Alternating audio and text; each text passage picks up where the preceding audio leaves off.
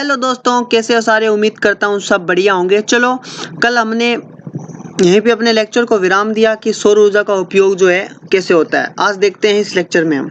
तो देखिए, सौर ऊर्जा का उपयोग खाना पकाने, ऊष्मा प्राप्त करने और विद्युत ऊर्जा के उत्पादन व समुद्री जल के अलवणीकरण में किया जाता है ना।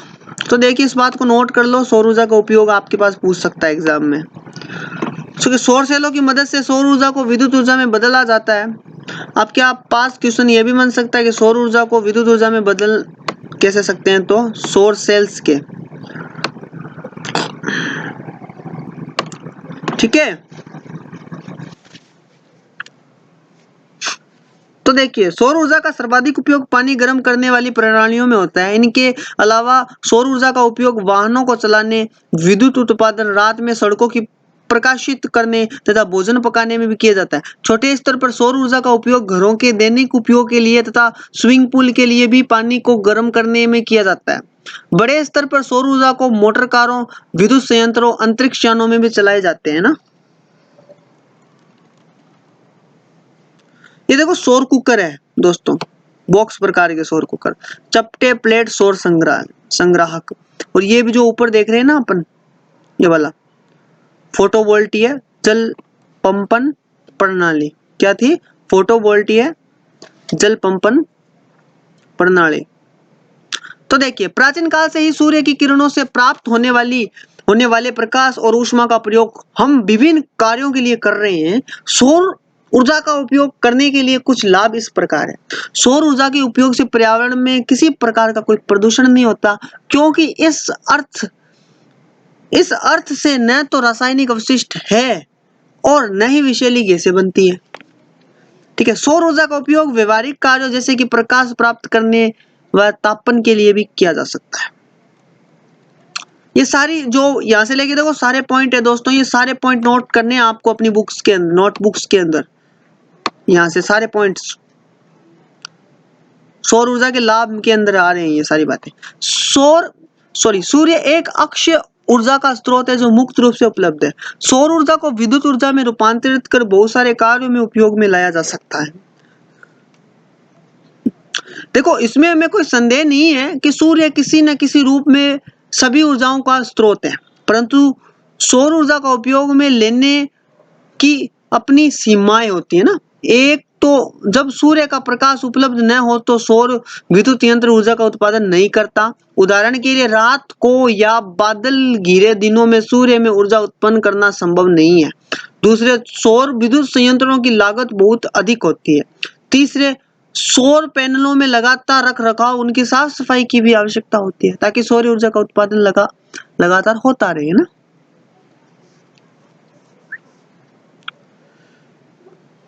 ठीक है, ये सीमाएं भी याद रख लेना, अंडरलाइन कर रहा हूं, उपयोग लेने की सीमा। ठीक है, ये जो उपयोग लेने की सीमा है देख लेना या अपनी नोटबुक में इंपोर्टेंट कर लेना। ठीक है। ऊर्जा का एक अन्य वैकल्पिक स्रोत पवन ऊर्जा है। अब देखो, पवन ऊर्जा के बारे में बात करते हैं। क्या है पवन ऊर्जा? जिससे भी नुकसान पहुंचाने वाले उप उत्पादनों का निर्माण नहीं होता। सौर ऊर्जा की तरह पवन ऊर्जा का भी दोहन भी मौसम और पवन चक्कियों लगाए जाने के स्थान पर निर्भर करता है, परंतु यह सबसे प्राचीन और स्वच्छ ऊर्जा का स्रोत है। नवीनीकरणीय ऊर्जा स्रोतों में सर्वाधिक विकसित है।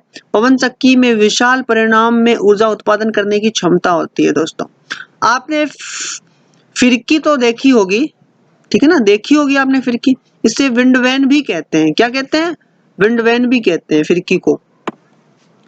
तो आप फिरकी की पंखुड़ियों पर फूंक मारते हो तो क्या होता है ना, ये घूमने लग जाती है। दोस्तों, फिरकी की मदद से आप आसानी से अनुभव कर सकते हैं कि पवन हमें ऊर्जा प्रदान करती है। तो पवन ऊर्जा लागत मुक्त है और विश्वसनीय ऊर्जा है। पवन ऊर्जा स्वच्छ होती है और तथा कई पर्यावरणीय प्रदूषण भी नहीं उत्पन्न करती है। ठीक है। पवन ऊर्जा निर्माण में ऐसे कोई हानिकारक उप उत्पादन नहीं बनते जैसे कि जीवाश्म ईंधनों को जलाने पर बनते हैं, क्योंकि पवन एक नवीनीकरण ऊर्जा का स्रोत है, अतः ये कभी खत्म भी नहीं होगा। जिन स्थान देखो सरासर बात सीधी सी है, पवन ही नहीं खत्म होगी और तो एनर्जी कैसे खत्म होगी? पवन चक्कियां लगी होती है, पवन ऊर्जा आएगी, एनर्जी बनेगी, हवा थोड़ी खत्म होगी। ये तो बात आप भी जानते हो दोस्तों। चलो देखें, जिन स्थानों पर पवन टरबाइन लगे होते हैं उन स्थानों पर कृषि कार्य, डंगरों की चराई संभव है। जैव ईंधनों के उत्पादन में सहायक हो सकता है। पवन चक्की लगे स्थानों के नीचे की जमीन का प्रयोग कृषि कार्यों में हो सकता है। पवन फार्म समुद्र तट से दूर भी बनाए जा सकते हैं। ठीक है, कहीं कहीं पवन फार्म पर्यटक के आकर्षण का केंद्र भी बन सकते हैं ना। पवन ऊर्जा हर समय हर जगह उत्पन्न नहीं हो सकती, साथ ही जब पवन चल रही हो तब उस समय उसका उपयोग करना पड़ता है। इसे संग्रहित करके नहीं रखा जा सकता। लगातार ऊर्जा उत्पादन के लिए अनवरत समान गति से बहने वाली पवन की आवश्यकता होती है। पवन की गति घट जाती है तो टरबाइन धीमी गति से घूमने लगता है और कम एनर्जी मिलती है। समुद्र तट पर या तट से दूर बने दोनों ही पवन फार्म देखने से असुंदर होने के साथ साथ बहुत ही शोर भी करते हैं, अतः ऐसे फार्मों को काफी विरोध होता है ना। बड़े बड़े पवन फार्म प्राकृतिक दृश्यों की सुंदरता में प्रतिकूल प्रभाव उत्पन्न कर सकते हैं। वन्य जीवों खासकर पक्षी उस क्षेत्र में उड़ते हैं को ये फार्म क्षति पहुंचाने वाले होते हैं ना। हमारे देश के विभिन्न भागों जहां मुक्त रूप से पवन बहती है, हमें अनेक पवन चक्कियां लगी मिलती है जिनका प्रयोग पानी के पंप करने और विद्युत उत्पादन में होता है। इन पवन चक्कियों में बहुत बड़ी खिड़कियां लगी होती है जिनमें पवन ऊर्जा का इस्तेमाल किया जाता है। आइए देखें कि पवन चक्कियां कैसे काम करती है। ये जो दोस्तों एक बात रखना ध्यान, जो मैंने बातें अभी तक बताई है, इतनी बातें मैं मानता हूं आप अपनी नोटबुक में नहीं उतार सकते, काफी टाइम लगेगा, तो आप इन बातों को अपनी बुक्स में अंडरलाइन कीजिए और इम्पोर्टेंट साइन दे दीजिए और फिर इन बातों को अमल कीजिए। 2 3 4 5 बार इस बातों को पढ़ोगे तो इतनी कठिन नहीं है, जरा सा ये आपको याद हो जाएगी। ठीक है दोस्तों, तो देखिए आगे चलते हैं। पवन चक्कियां मूलतः पवन ऊर्जा को ऊर्जा के अन्य किसी रूप में परिवर्तित करने की एक यांत्रिक व्यवस्था है। इसमें पंखुड़ियां लगी होती है। पंखुड़ियां ऊर्ध्वाधर तल जिसे बहते पानी के लंबवत रखा जाता है ना, और घूमती है। जैसे पंखुड़ियों को काटती हुई हवा चलती है वैसे ही पंखुड़ियों घूमना शुरू कर देती है। पंखुड़ियां घूमने से टरबाइन घूमना भी आरंभ हो जाता है। टरबाइन एक विद्युत जनरेटर से जुड़ा किससे विद्युत जनरेटर से टरबाइन विद्युत जनरेटर से जुड़ा होता है। ठीक है, जो टरबाइन की यांत्रिक ऊर्जा को विद्युत ऊर्जा में रूपांतरित करता है। किससे? यांत्रिक ऊर्जा को विद्युत ऊर्जा में रूपांतरित कर देता है। और पंखुड़ियां हवा के साथ इस प्रकार कोण बनाती है कि जब ये घूमे तो विद्युत अधिक का अधिक उत्पादन हो।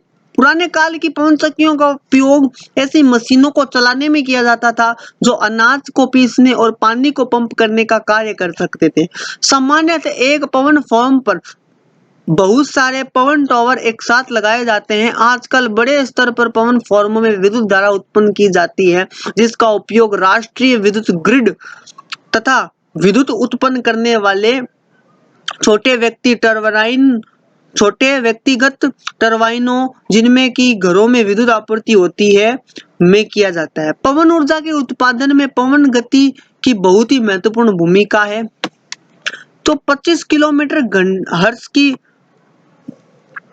की स्पीड से पवन गति पवन चक्कियों की पंखुड़ियां घुमाने के लिए इष्टतम मानी जाती है। पवन ऊर्जा की तरह भी बहता हुआ पानी और विशाल बांधों में भरा पानी भी पवन ऊर्जा का महत्वपूर्ण स्रोत है दोस्तों, जिसे जल विद्युत ऊर्जा कहते हैं। ठीक है, ये इंपॉर्टेंट है, क्वेश्चन बन सकता है, अंडरलाइन कर लो। परंतु अति विकास और जल शक्ति का अंधाधुंध दोहन स्थानीय पर्यावरण आवासीय क्षेत्रों में विनाशकारी प्रभाव भी डालता है। देखिए दोस्तों, प्राकृतिक रूप से बहते हुए या गिरते हुए पानी से जल विद्युत का उत्पादन किया जाता है और पहाड़ियों के नीचे बहते हुए पानी की नालियां बनाकर इकट्ठा कर उसमें वेग को टरबाइन जनरेटरों की मदद से विद्युत धारा उत्पन्न करने में काम में लाया जा सकता है।